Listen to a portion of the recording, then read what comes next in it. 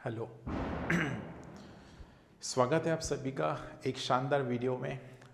अभी बहुत जल्द नेक्स्ट मंथ से दिसंबर से आपके आरजीपीवी एग्ज़ाम शेड्यूल हो चुके हैं। कैलेंडर्स रिलीज़ हो चुका है, टाइम टेबल आ चुका है, आपकी तैयारी ज़ोर शोर पे चल रही होगी।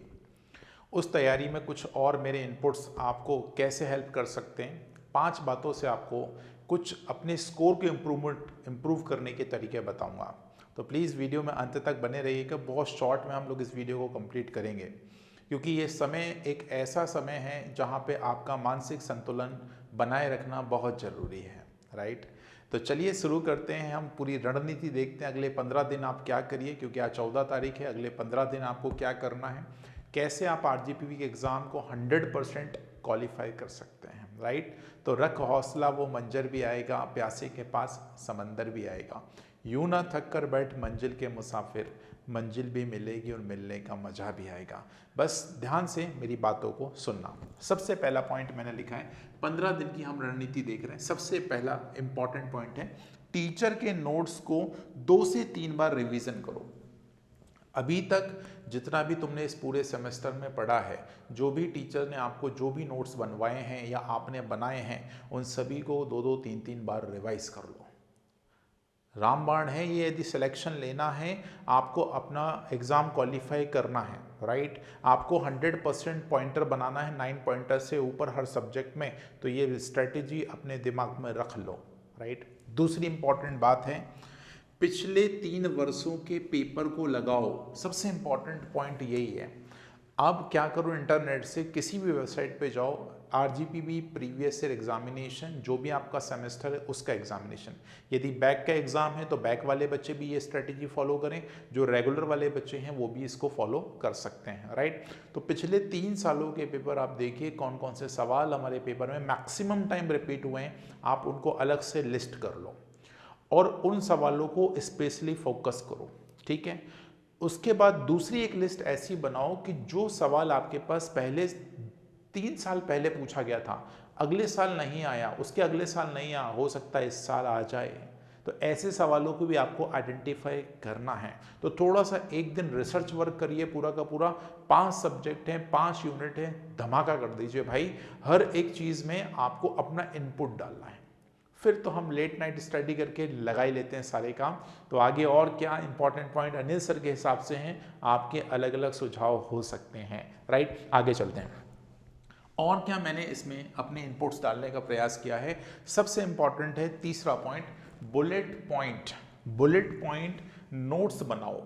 जो भी आप पढ़ रहे हो, शॉर्ट में एक रफ शीट लेके चलो, कॉपी लेके चलो, उसमें जो पढ़ रहे हो उसके बुलेट पॉइंट्स लिख लो।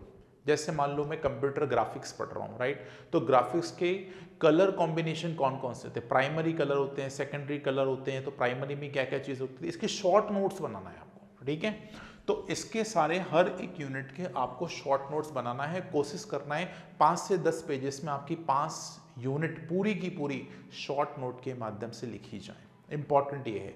और दूसरी बात, इंपॉर्टेंट जितने भी डायग्राम आपके पास हैं हर एक यूनिट में, उनकी बार बार प्रैक्टिस कर लो। कहीं भी लिखो, रफ पेपर पे बना बना के उसकी प्रैक्टिस करो, राइट। अगला पॉइंट, हर दिन मात्र 4 घंटा अपने आप को देना है। इस बात को देख के खुश हो जाओ। सिर्फ और सिर्फ आपको अपने आप को मात्र 4 घंटा देना है। अब ये 4 घंटा कैसे भी हो सकता है। सुबह 1 घंटा हो सकता है, फिर 2-3 घंटे का गैप के बाद फिर से 1 घंटा हो सकता है, फिर 1-2 घंटे का गैप के बाद फिर 1 घंटा हो सकता है, फिर गैप के बाद 1-आध घंटा हो सकता है। टोटल मिला के 4 घंटे। मैंने ये नहीं बोला है कि सर एक साथ बैठो तो 4 घंटे बाद ही उठो, ना रे बाबा। लेकिन गैप ऐसा मेंटेन करो कि भाई हमारे 4 घंटे पूरे हो जाएं, उसमें कमी ना रहे। नहीं तो उसमें भी तुमने कमी कर लिया है, चलो सर आज तो 3 घंटे पढ़ लेते हैं, ठीक है। तो दिन भर में ऐसा समय निकालो कि 4 घंटे का समय आपको मिले। आप कॉलेज जा रहे हैं तो भी ठीक है, नहीं जा रहे हैं तो भी ठीक है। बाकी सारी पढ़ाइयों को एक तरफ कर दें, अपनी पूरी फोकस इन 5 सब्जेक्ट के ऊपर लगा दें। उसके साथ साथ अपनी ट्रेनिंग की क्लासेस ज़रूर करते रहें, ये इंपॉर्टेंट है दोस्त, राइट। उसके लिए अलग से आधा पौन घंटा ज़रूर निकाल के रखें, ठीक है। लास्ट, रात में नींद भरपूर लें। कहना सर इंजीनियर हैं, रात में ही तो पढ़ते हैं, दिन में कहाँ पढ़ते हैं। देखो, भरपूर नींद का मतलब यह है कि आपको रात में 12 और 1 के बीच में सो जाना है, राइट। रात में बंदरों की तरह, उल्लुओं की तरह जागने की जरूरत नहीं है, ठीक है। तो भाई रात में कोशिश करो मैक्सिमम 12 बजे तक आप अपने शेड्यूल को कंप्लीट करके अपना पूरा स्टडी वाइंड अप करके सो जाओ। परफेक्ट सुबह 6 बजे उठ जाओ। ज़्यादा आपको लगता है कि नहीं सर हम रात में नींद आ जाती है जल्दी, क्योंकि मुझे पता है बहुत सारे लोगों की दिनचर्या बिगड़ी पड़ी हुई है, सबको रात में जगने की आदत हो गई है। क्योंकि देखो जब तक आपका पेपर में ये दिमाग स्थिर नहीं रहेगा ना, आप अपनी परफॉर्मेंस नहीं दे पाओगे। इसलिए नींद का पूरा होना बहुत जरूरी है मानसिक संतुलन को बनाए रखने के लिए, ठीक है। तो बढ़िया से जुड़े रहिए maths by Anil sir YouTube channel के साथ। और भी जानकारी और भी अपडेट्स आरजीपी एग्जाम से रिलेटेड भी आपको मिलती रहेंगी। और मेरी तरफ से आप सभी के लिए ऑल द बेस्ट। बिल्कुल तोड़ के आना है, फोड़ के आना है और 100% आपको पेपर्स जरूर बनाने हैं। तो ऑल द बेस्ट अभी से, wish you happy examinations, right. तो एग्जाम के लिए आपको अपने आप को तैयार कर लेना है। Thank you, bye bye, take care. मिलेंगे फिर अगले वीडियो में कुछ और रणनीति के साथ। आपकी भी कोई सुझाव है तो कमेंट बॉक्स में ज़रूर डालिएगा, हो सकता है कुछ और नए स्टूडेंट्स के लिए वो हेल्पफुल हो जाएं।